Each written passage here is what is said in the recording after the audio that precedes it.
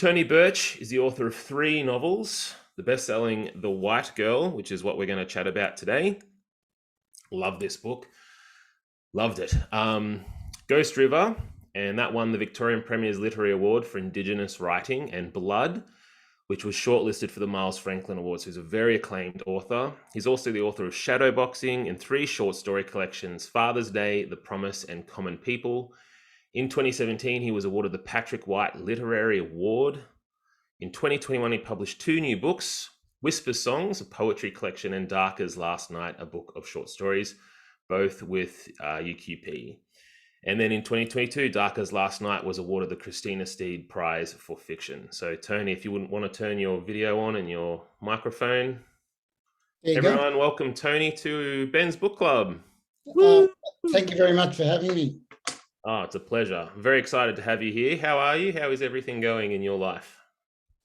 Everything's going really well, actually. I had my grandson, one of my grandsons with me all day, and I've been very lucky that my oldest daughter, Erin, has just moved back from London after 8 years, and she brought 2 more grandkids home with her. So I've got all my 4 grandchildren in Melbourne, and things are really well. Obviously, there are obviously periods of great difficulty for other people. Over the last couple of years with COVID, and we're also dealing with some terrible international situations. So I'm always aware of that to have perspective, but also then because of that, I always feel really grateful of having a really healthy, close family, to be honest. Yeah, well, I think if anything, that time in our lives did make us appreciate when we can't, because my family's in Victoria, didn't miss seeing them for so long, And then when we get to spend time now, it's actually, you take a minute or 2 to sort of be grateful that you get to do this now. It's not you just take it for granted. It's something special.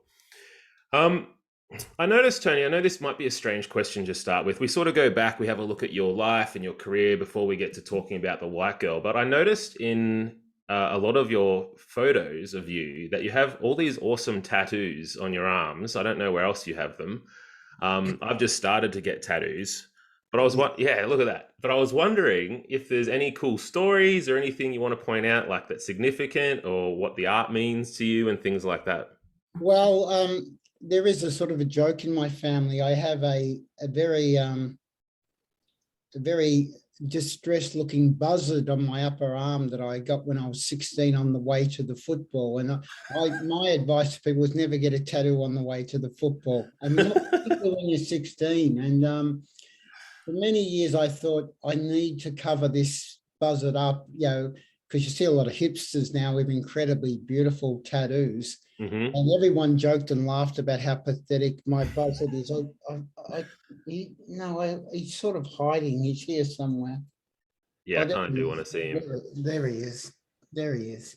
So he's like a reject from a Disney cartoon. And I was thinking of covering it up, and then I went into a very hip clothes store about 5 years ago with my partner Sarah, and a young guy behind the counter who had really beautiful tattoos. He pointed at my buzzard and said, "Is that a Johnny Entwistle?" And I said, "Yeah, it is." He said, "The tattooist who did that is Johnny Entwistle, isn't it?" I said, "Oh, yeah." Man. He said, "When did you get it?" I said, 1973. He goes, "Oh my God." And he got his phone out and started taking photos of it. He called another guy over and said, "This guy's got a Johnny Entwistle." And so since then, what I've realized is that I'm like an archive of tattoo history in Australia. Yeah. And I've also got one by a wonderful woman, Bev Connolly, who is a very well-known tattooist in Melbourne. So I've realized now that my tattoos are so old and so bad, they're now great. So it's, everything. In again, they're really cool again. The only other thing is that I have quite distinct tattoos, which are what you might call, or not single tattoos, but my great-great-great-grandfather was a man called Prince Moody, who was transported to what was then Van Diemen's Land, or what we know as Tasmania, from Barbados. One of the last transportees to come under the convict system.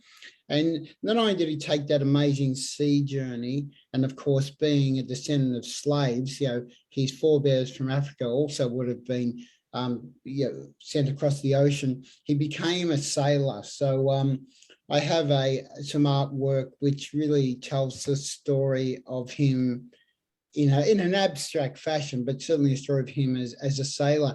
And that was a really interesting process, because the guy who did this, because Prince Moody, his main working relationships with Polynesian people around the Pacific Islands, a Maori friend of mine did the tattoo, and it was really interesting to sit down with him and talk about what story it might tell. And that was, rather than rush off to the footy after getting a tattoo on a whim, it was it was a genuine cultural process. So I really enjoyed that as well. So that's cool. That's really cool. Yeah, but I think, any advice for anyone out there, the older you get, the more they hurt. So I think it's a good time to stop, because I turned 65 this year, and I think if I got another tattoo, I'd pass out.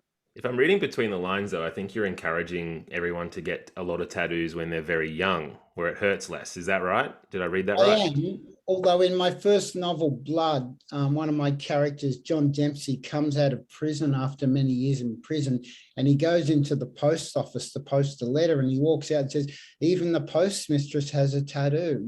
Sort of, it's like they don't mean anything anymore. No. So it is that old story, but true. When I was a kid, when you saw, growing up where I grew up, it's a very rough area. You see men, and occasionally, my grandmother had a tattoo, by the way, from when she was very young, which is unusual. My mum has tattoos, but it was very rare to see a woman with a tattoo, and men who had tattoos, you regard, as rough. And I can tell you now, my first job in the public service, if there was any men who had a tattoo, they had to wear long sleeves all the time. Yeah. If you'd had a tattoo on your hand or your neck, which is quite popular now, you wouldn't get a job in a bank or somewhere. No, and you shouldn't rob a bank either if you've got a tattoo on your neck. It's a dead giveaway. There's profile as you walk in, I guess.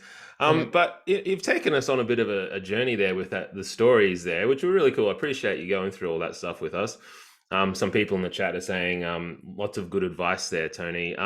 But I was wondering then, to take us into your journey as a storyteller, you've had a very long and career, but I mean, in the guise of a whole life, you've been sort of more recently published. So I was wondering where your journey started as an actual writer of texts. When did you start developing that? And then what caused you to start to put it out into the world? Well, so, and it's probably, you're right. I mean, it's quite seriously, I do say, if I do a workshop at a festival with younger writers, I didn't publish my first book until I was 49. So a very late bloomer. And I hadn't published any fiction, and probably from when I was about in my early 40s, I started to publish individual short stories. But I think there are two clear things, is that, and this is not surprising, although I didn't do well the first time I was in high school, no fault of anyone's but my own. I was always a voracious reader, and I still am. I'm always reading a novel, and I can't remember, from when I was about 5 or 6 years of age. As soon as I started primary school, I got my first library card at the Fitzroy Library. I'm still a member of the Yarra Library, which is what Fitzroy is now. Yeah. And so I've always been a great reader. And then I dropped out of school very young, bummed around a bit, got a really good job in the fire brigade, which also gave you a lot of spare time to read more. So I was reading right from my 20s and reading a lot of nonfiction.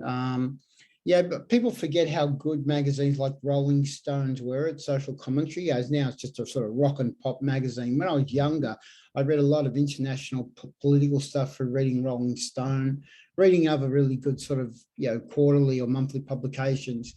So the only point I'm making there is that by the time I went to university when I was 30, that being a reader had really equipped me for scholarly work. Yeah. What happened? I was at Melbourne Uni. I just ended up staying there. I did an honours degree, a master's degree, a PhD, and I started teaching history there in about 1996.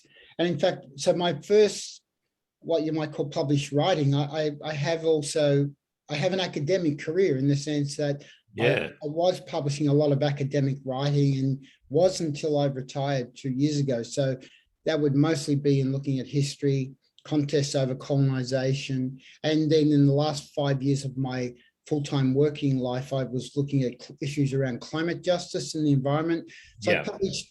I published like what you might call literary nonfiction pieces, but I also published quite strict in the genre of academic writing. Mm. About 2001, I moved from teaching history to the English department.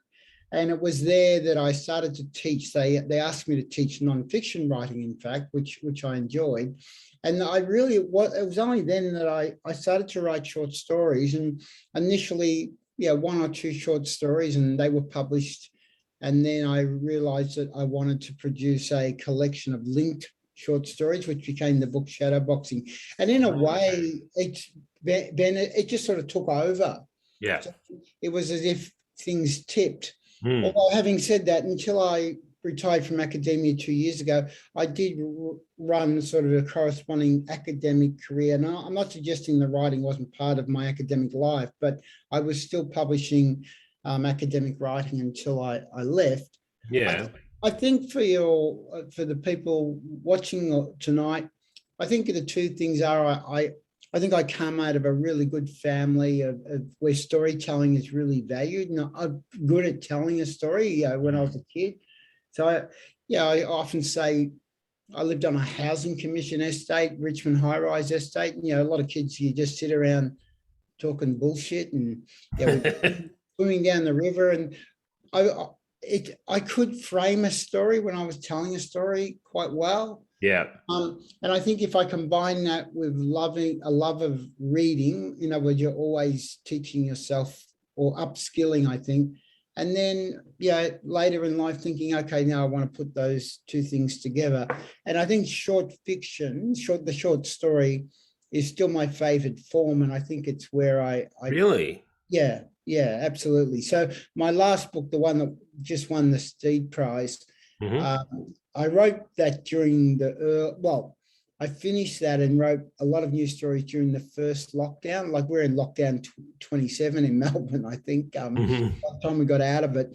And I really felt it to be a flourishing sort of period for me. And what happens when I'm writing short stories, they tend to come in a sort of a burst of ideas, and I tend to write, usually a package of say half a dozen stories. I can write the drafts of those sort of in a couple of months. Wow. That's pretty impressive, man. And when you say that it's your more preferred form, do you mean the stuff that you actually devour as well as the stuff you produce, or do you? No, not as a reader. I mean, one of the things about a short story, I can occasionally finish one in bed of a night before falling asleep. When I was a kid, and this happens, I think, to a lot of readers, when you're younger, I could get in the bed about 10 o'clock at night and put the light off at midnight. 2 hours, 100 pages or whatever. I get in at 10 o'clock and I look at a short story and I think, 20 pages, I don't know. So you tend to fall asleep a lot quicker. There is that sort of pragmatism about reading short stories, but I do love reading short stories. But at the moment, for instance, at the moment I'm reading a crime novel by David Peace, who was an English writer. Yeah. He wrote a very famous trilogy, Red Riding trilogy. He moved to Tokyo, and I'm reading his Tokyo crime trilogy at the moment. So I read crime, I read literary stuff. No, I'm talking more as a writer. So I've just started. I've got about 7,000 words of the new novel, and I'm enjoying it. And so I look forward to what I'll be doing the next day. But it's hard to explain it. It does feel more like work. You've got a lot more to hold together. You can lose your patterns and your structures if you're not really thinking about it. The thing about a short story is it might seem odd for your readers. People always compare a short story to a novel. I often think of a short story in the same way that I think of a poem. There's just one simple sort of idea at the heart of it, and I can crystallize and develop that idea in my head. I mean, I might take occasional note, but yeah, I'm a runner. I'm a lifelong runner. And if I've got an idea for a short story, or if I've been doing a bit of writing, I might go for a long run. And while I'm out there, I start to sort of structure a scene in my head, and I don't lose it. I can come home and write 500 words or something. I can't do that with a novel. I mean, in fact, when I'm running, if I'm thinking about something in a novel, I try to stop thinking about it, because it just becomes more confusing, because there's too much to deal with. So I think a novel for me is, and I think for a lot of people, it's harder in the sense that it feels like, to put it simply for people watching, it feels like work that you enjoy doing and work that you don't always enjoy doing. I mean, when I finished my 3 novels, I have loved, finished, and feeling, particularly with The White Girl. When I finished the penultimate draft of The White Girl, I did think where it's at the moment, so there was still work to do. I'm really pleased with what I've done, in the sense that I think I've done what I set out to do. Yeah. Well, I think that's a very rare feeling to have after completing something. Yeah, but during the writing, you don't have the same, well, I don't have the same confidence in the work as I do with a short story. So I published a lot of short stories, and now 4, it depends if you call Shadowboxing a collection, 5 collections, which is not common in Australia. And if I write a draft for a short story, I usually know by the end of the first draft, I think I've got a publishable story here if I work on it. And when I say publishable, I'm not saying it will be published, because rejection is a lifelong process for any writer. But I know by the end of that draft, I can get this up to a standard where I'm happy to send it off and see if someone wants to publish it. Yeah, so where you're feeling satisfied with what it is. Yeah. I feel like, and we'll move to talking about The White Girl now. And I'll just remind everyone, if you have questions for Tony or want to pipe in, feel free to post some stuff in the chat. I actually feel with this book that I felt like it was very complex, but it didn't feel overly complicated, if that makes sense. And I feel like that's what a good short story does as well. Like, it's really refined and it's really clear about its intentions, and it doesn't feel fussy and doesn't, with subplots that maybe don't go everywhere. And I've just felt like with this book, it was really, really meaningful and complex and emotional, but it didn't feel overly complicated. I hope that makes sense. Did you feel? No, it does. I mean, there are 2 things there. Is that I carried this idea for quite a while, and by the time I get to start to write, I had a fair, clear sense of what it was going to do. And you're right. Just felt clear. That's the best word. Clear, right? Yeah. And I didn't want to overly complicate the plot. My second novel, Ghost River, which I really love, on reflection, it just had too many plot threads. I could have written 5 novels of 5 volumes. Yeah. And I think that's because I think with Ghost River, because it was so close to me, because it's about 2 boys growing up around the Birrarung, the Yarra River in the early 70s, which I had done. There was so much. It's one of those things, unfortunately, where your real life experience, although it can be really helpful to a fictional work, you can fall into the trap where you think, therefore, all my real life experience has to be in this fictional work, which is a bit of a problem. But I think that's relative to another issue. I wanted to keep the language quite simple and direct as well. And the sense here is that hoping that a reader would understand that the simplicity of language is not simple in the negative sense, that by using simple language, you can create enough space for the reader to get a sense of the emotional complexity. So a lot going on under the surface. So I felt confident in that. I felt confident. It's very much a book about tenderness, even though obviously the book is surrounded by the potential of violence often. The so-called bath scene, the first bath scene, is sort of indicative of that tactile physical relationship between Odette and Sissy. So when she washes her granddaughter's hair, so beautiful. that to me stands as a sort of, that epitomizes the love between them. And while it's deeply emotional and spiritual, it is physical, so that You can I really would, see it playing out, yeah, right? Like it's yeah. really tactile. Yeah. So Odette's body, her physical body, is really important to me in this book. That there's that sense of her physicality being such a presence of strength for her granddaughter. Mm. And I was, yeah, there is, I mean, yeah, you will hear writers argue, and I think it's valid that, yeah, if your book to really work, when you're writing, the characters will change, or they'll challenge you, or they'll their personality will shift. And I would say that's interesting, to the point that in the novel I'm working on now, that very point is pertinent to me around one of the characters. Will he or won't he, show himself to be something other than what he is? Yeah. I have to be quite honest and say that with the white girl, I had a predetermined idea that Odette would be, she'd be wonderful, and she'd be, the rock of the book and the center. And when I say, therefore, the notion that she would be someone other than she was, would not have appealed to me at all. Yeah. And I deliberately, I mean, if anyone knows this history, if you know Australian popular culture, and particularly film culture, if you look at the so-called renaissance of Australian film from the 70s, Aboriginal people appear as either victims, as violent people themselves, or as victims, silent victims of violence. And if you look at a lot of films, those 70s and 80s films, if an Aboriginal female character is in a film, usually she's not named, and she's most likely to be violently acted against and raped and murdered.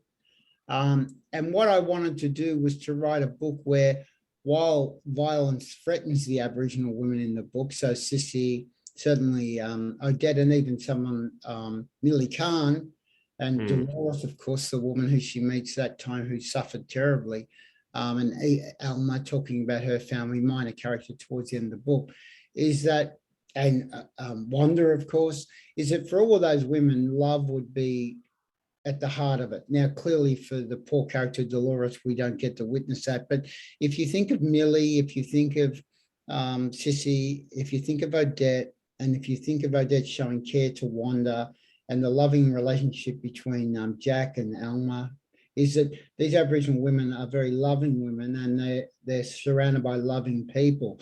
And to me, that was so important to do. And it might shock some of your readers, but again, if I reflect back to working as a historian at university, I have to remind people that when the Bringing Them Home report came out in 1997, which was the Human Rights and Equal Opportunity Board's inquiry into the removal of Aboriginal children from family, the reception of that report in the press, and in the right wing, but established press, so I'm talking about daily newspapers, there was, commentators were talking about, well, at that time, here they're talking about, pre-1970s, although, Aboriginal children are still taken away, that these women didn't love their children, or these women were happy to have their children taken because they'd have a better life. So all of that, I wanted to, just through action, to show that these people deeply love and care for their children, which most people take for granted. But the demonization of Aboriginal women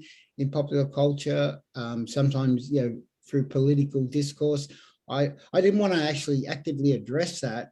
I wanted to write a book which dispelled that through the way that characters interacted. So I didn't want to write a didactic book. I wanted to write a book that in the end, it has to be I always say, people often say, do you think your work's political? I think it probably is, but I don't write to be political. I write to tell really good stories. Yeah. In reading the book, it never struck me as sort of like a preachy didactic book at all. It struck me as this really delicate portrait of these strong women, and I never read it any other way. And I guess if you had some sort of if you were hell bent against this type of character or type of portrayal or representation, then maybe this would be much more political text. But it was just such a beautiful story. It's hard for me to imagine a person reading this and sort of taking umbrage with it. You know what I mean? But I'm sure that's happened. Oh yeah, it has happened. I mean, it might be a screaming coincidence, but one reviewer and look, the three, and it's when I say the three people, three commentators, one review. I mean, the reviews were fantastic. It was shortlisted for the Miles. It won the New South Wales Premiers for Indigenous Writing. So again, it's been very well received. The three commentators who didn't like the book, and for those reasons that I've just discussed, were all older white men, which might be a coincidence. Yeah. Look, having said that, Ben, that comes with the turf of being a writer. You can't, I don't go around complaining, they don't know what they're talking about. I might think they don't know what they're talking about, but that's bad luck. You've got to take, that. The only disappointment I ever had was actually, in some ways surprisingly, a very well-known ABC journalist, Raphael Epstein, who does the afternoon program in Melbourne.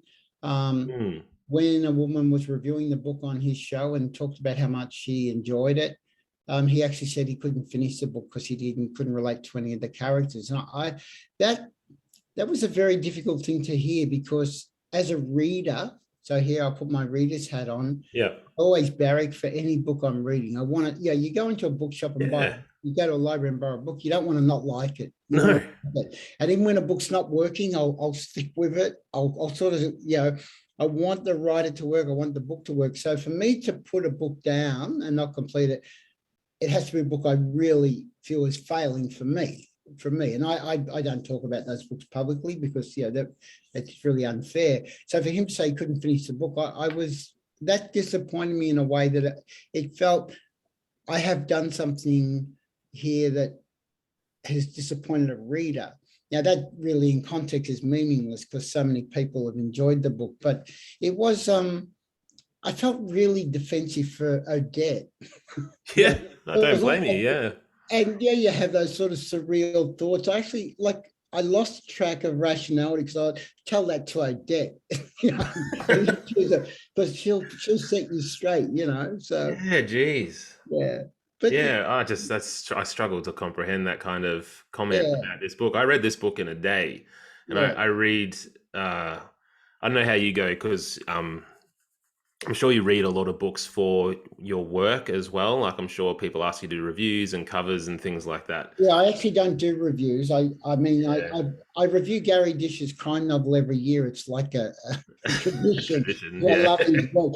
I actually do think, as a nominally literary writer, and I use the term loosely, I don't think it's a good idea. I actually don't think it's a good idea for writers to be reviewers, to the extent that, if I read another writer's work and didn't like it, I'd probably hand it back to the newspaper or whatever. I just don't think it's good to diss on other writers. I think that.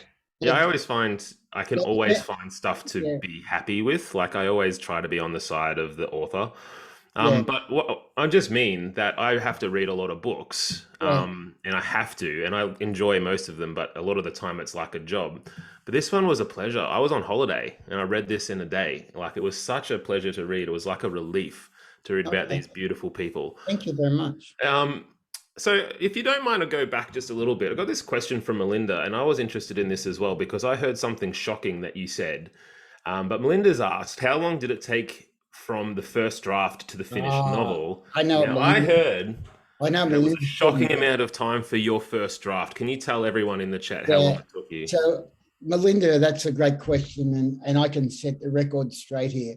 I just give more advice. I've given tattoo advice. I can give that's what we like. Advice, not drinking advice. I don't drink, so good. What's so great That's about advice in and of itself. Yeah. One advice I give here is, if you give a quote to a journalist, please ask them to quote the whole sentence. So Paul Daly, actually, who's just brought out a novel called Jesus Town, I think, the Guardian.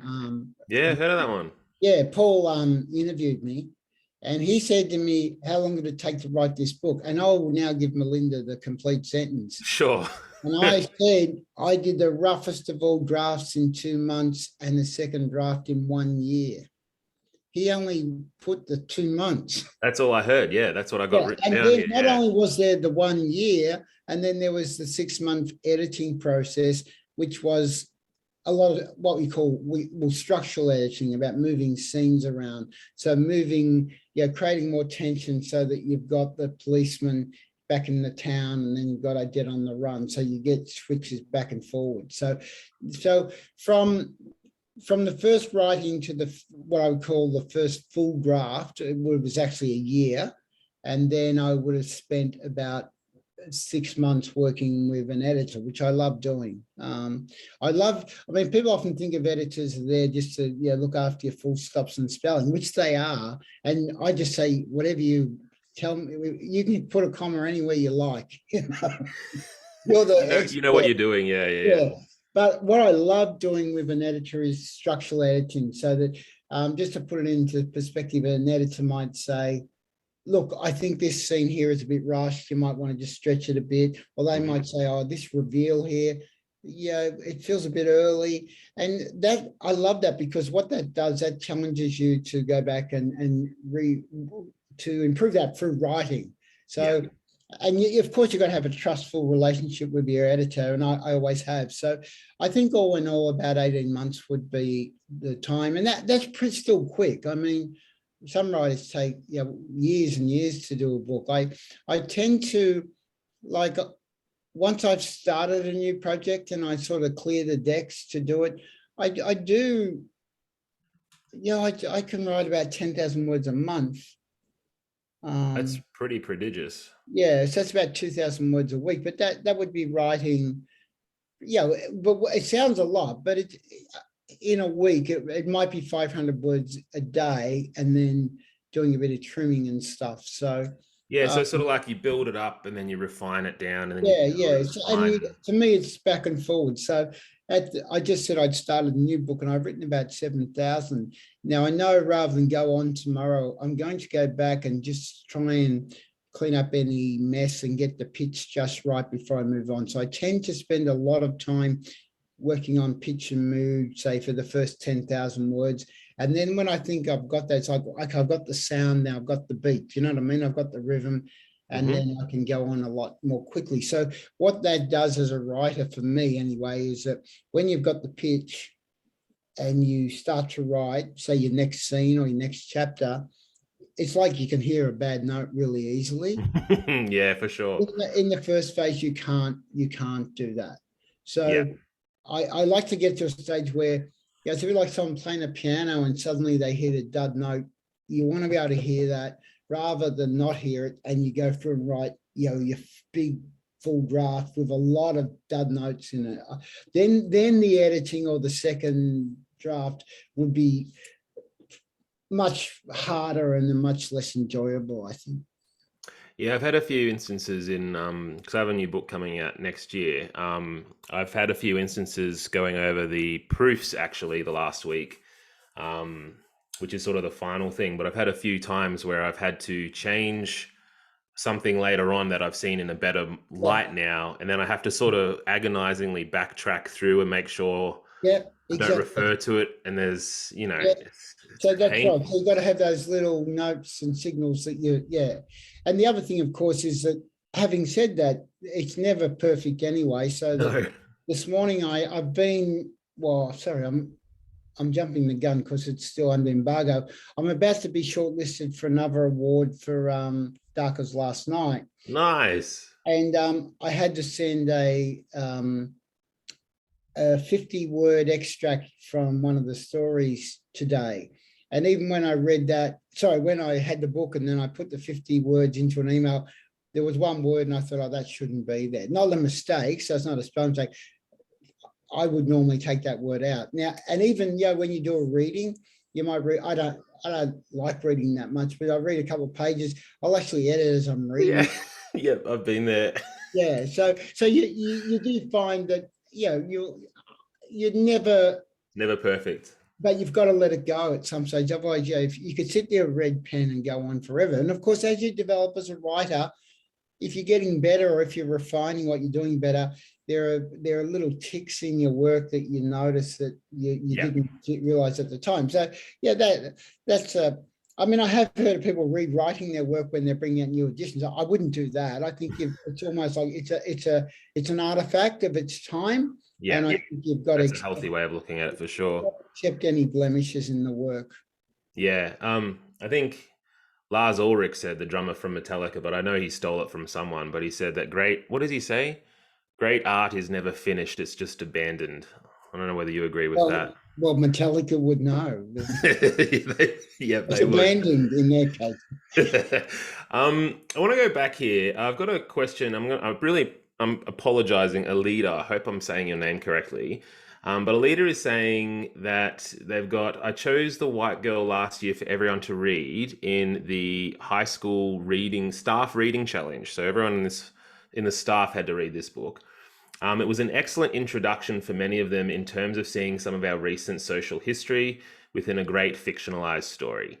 Can I ask you, first of all, that's an awesome compliment. So thank you, Alida.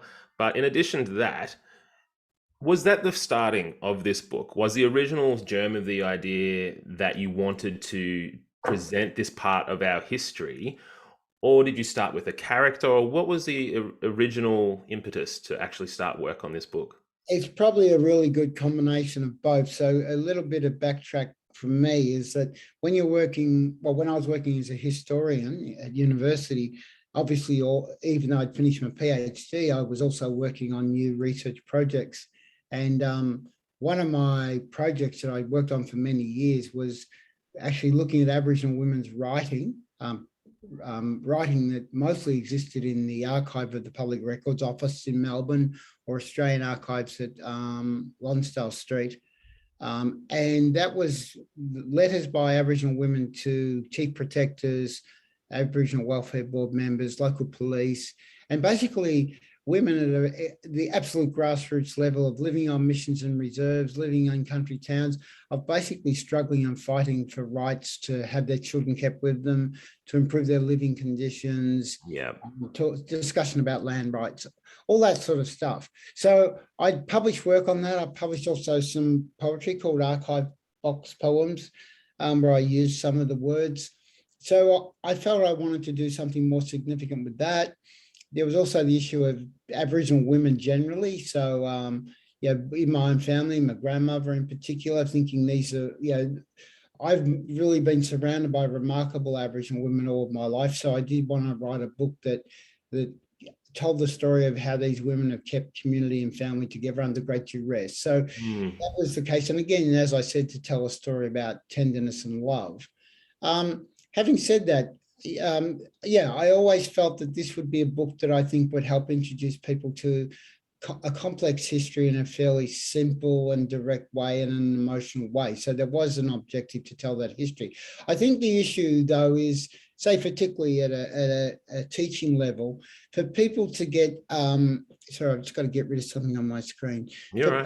For people to get a greater understanding of this history, it does also then require people to go on and do some legwork. So that, I talk about the caste legislation a little bit, but for instance, very few people in this country know that the Victorian colonial government in 1886 introduced what is infamously called by Aboriginal people as the Half-Caste Act, where the Victorian government introduced the first formal piece of legislation that divided Aboriginal people up into categories of caste and blood quantum, so that depending on your age, depending on your definition of the offensive terms of octoroon, quarter caste, half caste, etc., is that your life was then determined, your future was determined according to your caste, and that could be, as bad as being completely separated from family and having your children taken. Yeah, wow. The other issue there, Ben, is that piece of legislation became the template for the sort of model after federation, where states were given the residual rights to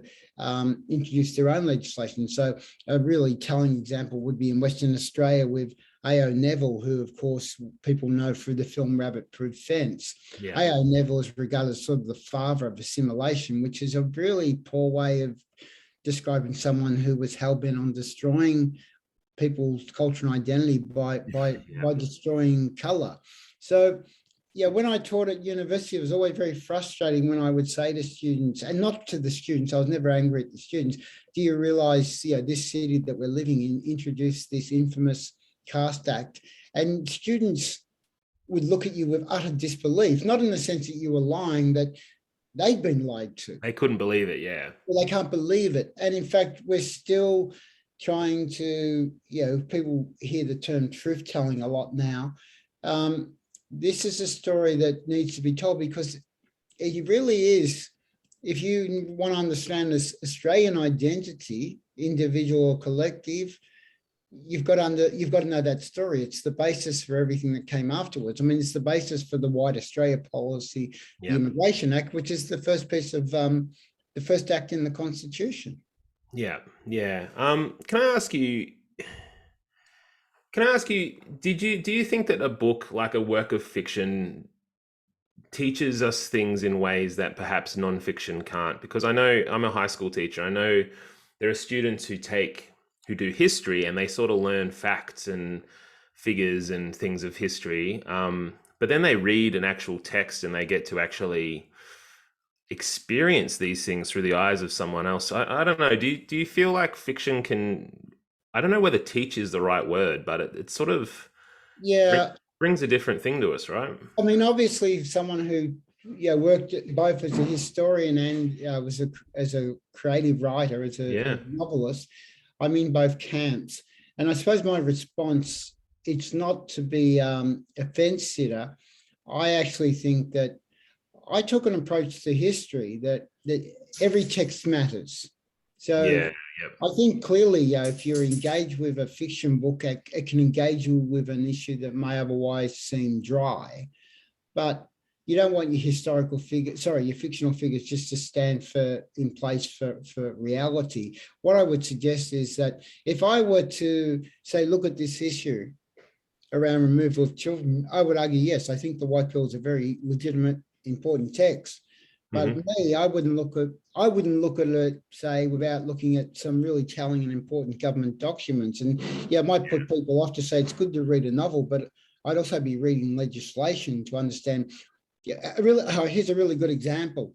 How is it that a policeman like Sergeant Lowe in this book would understand the pain that he would cause this woman, but he would just be hell-bent to cause that pain anyway? If you read the legislation, you read the chilling dryness in the commentary of politicians who actually, it's not as if people didn't realise that Aboriginal people were suffering. This is a great myth as well.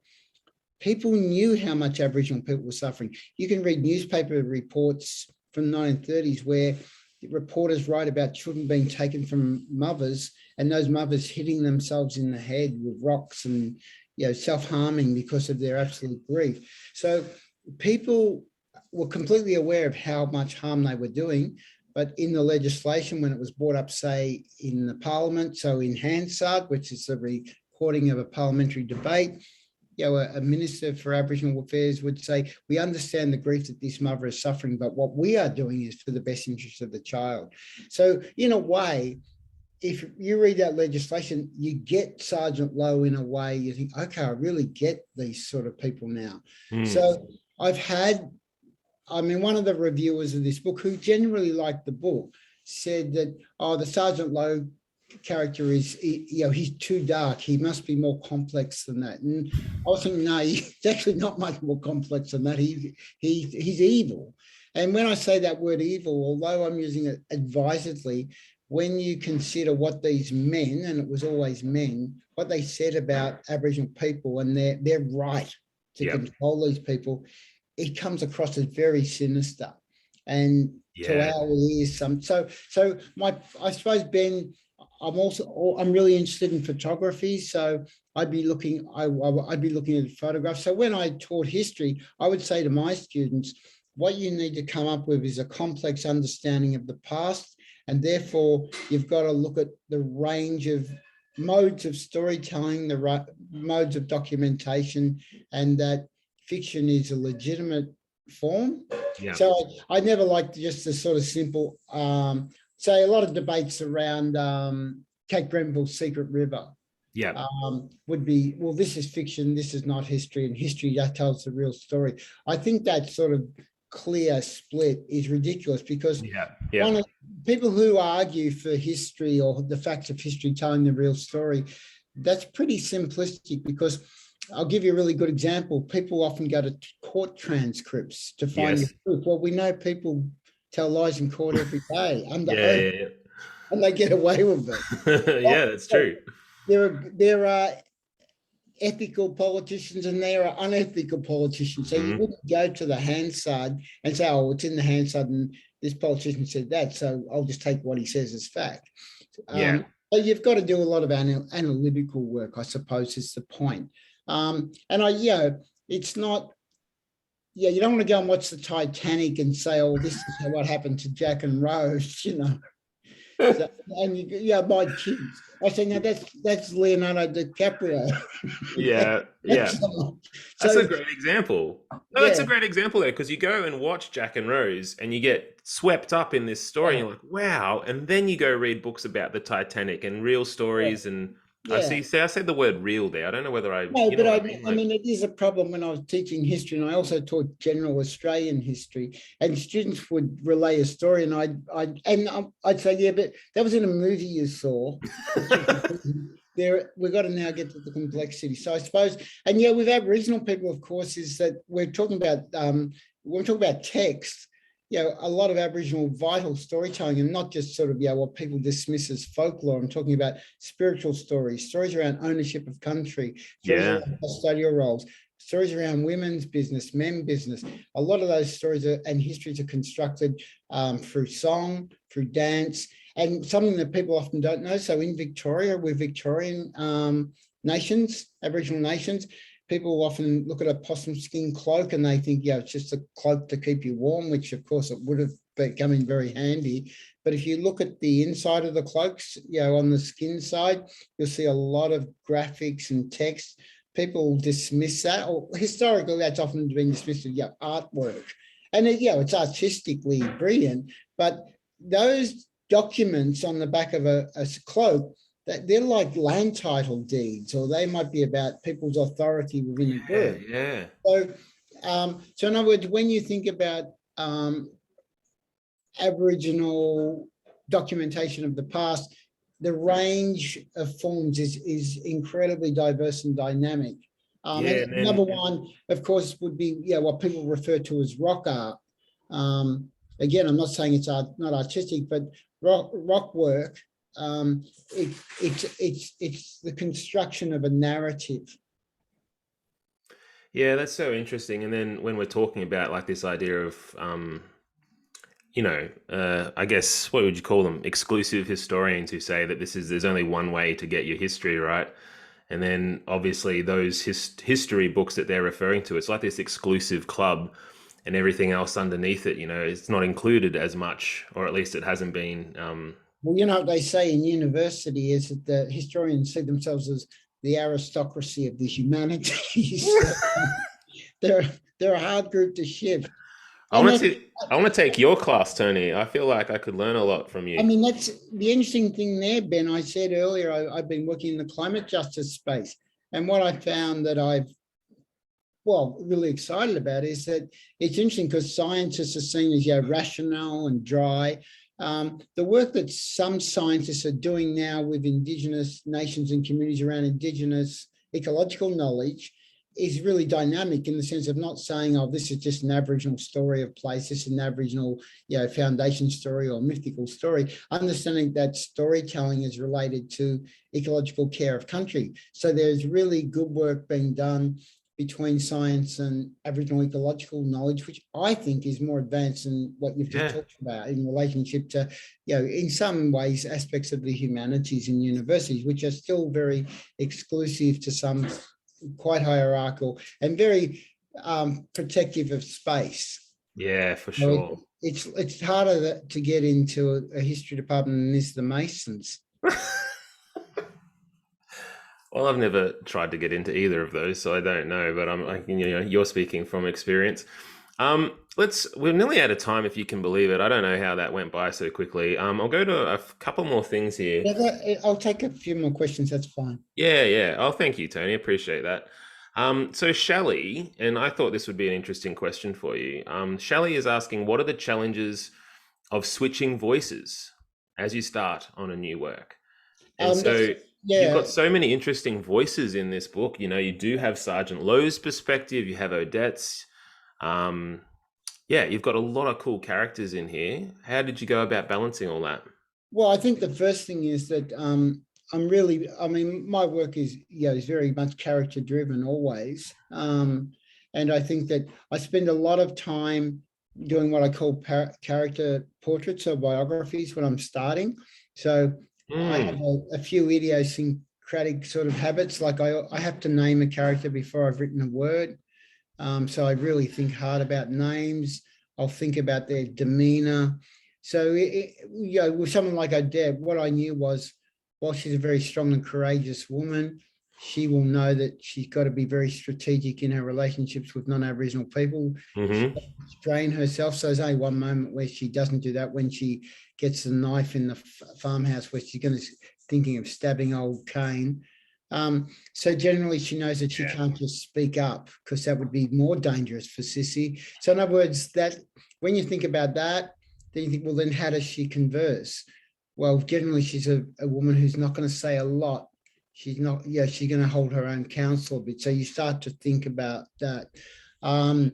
Millie Khan, I already knew that she'd be a lot more, have a lot more cheek, be a bit in your face a bit. So thinking her voice is a bit different. And then, of course, you've got to manage the voice of a child like Sissy, which I like doing kids' voices. I've always had kids in all my novels.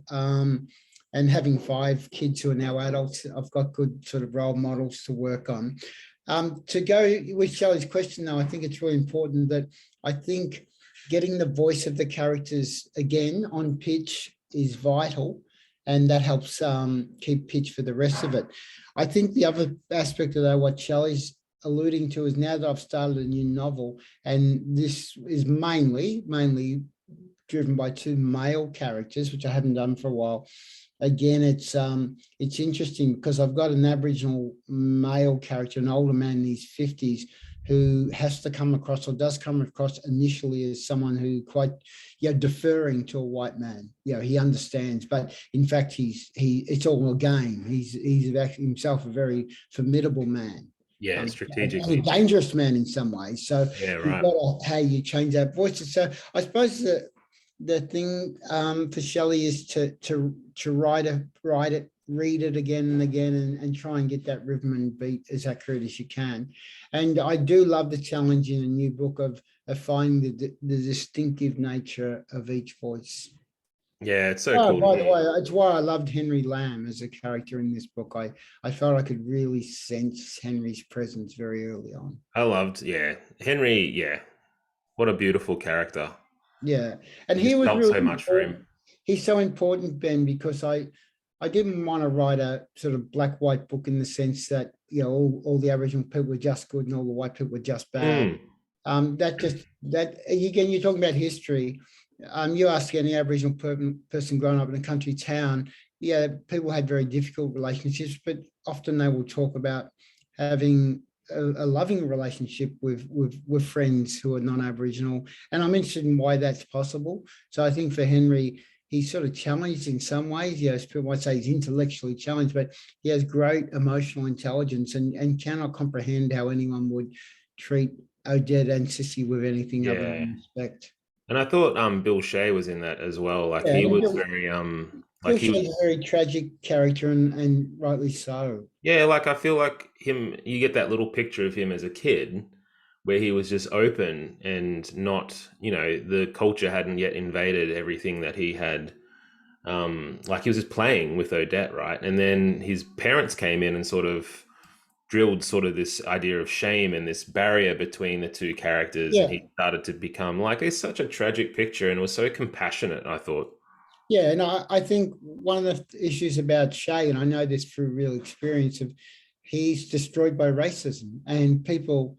When I talk to students at schools, which I do a lot, I say, and it's not like an excuse, or it's not being overly sympathetic, but when you think of how evil racism is and how destructive it is, if you take it, Bill Shea and Lowe as models, racism destroys one of them. It destroys Bill Shea, and it doesn't destroy Lowe at all, because he's pathological in some senses. But racism is really insidious in the sense it has a negative impact on the dominant society, and can be really destructive to a dominant society. Yeah, it doesn't help anyone.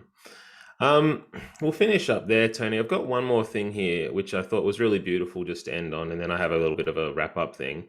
Annie said this: Tony, are you aware of the healing quality of some of your stories and novels? And then gone on to say, reading Father's Day helped to restore some of my family relationships in a very healing manner without ignoring the difficult stuff. So I just appreciate that question, and that's very vulnerable and nice of you to say. But Tony, just have you ever considered that your books can heal? Well, I think that I have to say, I did say I said it, I think before we started tonight, I love doing book groups and libraries in particular, because you learn so much about your own work, and I've just learned that there through that comment. I would say that going out and talking to readers, not exclusively, but particularly when older women, they really get that, and they really get that insight. So Father's Day would be an example of that. My point, I suppose, is to say, well, I found it healing for myself, so that I come from a very difficult family life of, quite incredibly difficult father who died in December, and very, occasionally very violent man. And I think that writing has been, in a way of understanding that. In my latest collection, I think, no, it's not, sorry, I think it's in Common People. I have a story called Paper Moon, which is a very gentle story about a girl who goes to visit her father in a psychiatric institution and decides that she's going to help him escape. And the story ends with her taking her dad's hand, who's, he's doped up on all sorts of medication, and she takes his hand, and they just go and sit on the bus, and they go down the back of the bus and waiting for the bus to leave. And that's where the story ends. And that's my favorite story that I've ever written. The point being here, though, is that my dad was in a psychiatric institution, locked up for many years, and I used to go and visit him, but I've never felt that affection towards him. And I really believe that story, Paper Moon, it was a way of me, as through, being this female character, it was about me being able to express love rather than frustration or anger or disappointment. So I never again set out to write a didactic story. I never set out to do something cathartic or cleansing. I think it's only after you've finished the story and you might look at it. So just to close on that, is that I think all of the children in my work are in some way versions of me, or so in other words, they're always great. None of the kids in my books or stories, you love them, you always love them. So my family side, but you want everyone to think you're a great kid when you want. Well, I think you're a great kid, Tony. Thank you. Everyone's saying in the chat just how awesome you've been tonight, Tony. So I'd love to, if you guys, I don't know how Zoom does it, but thank you, Tony, for being so generous with your time and answering all of our questions and telling us all these stories. So I really appreciate your time tonight, Tony. Thank you.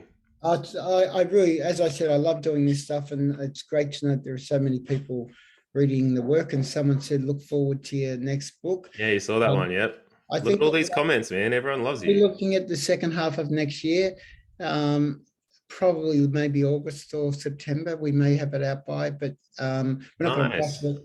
And we're having it out probably with a UQP are going to do a classic series, and they're going to republish my first novel, Blood, with an introductory essay by another writer. So yeah, that's cool. All right, it should be good.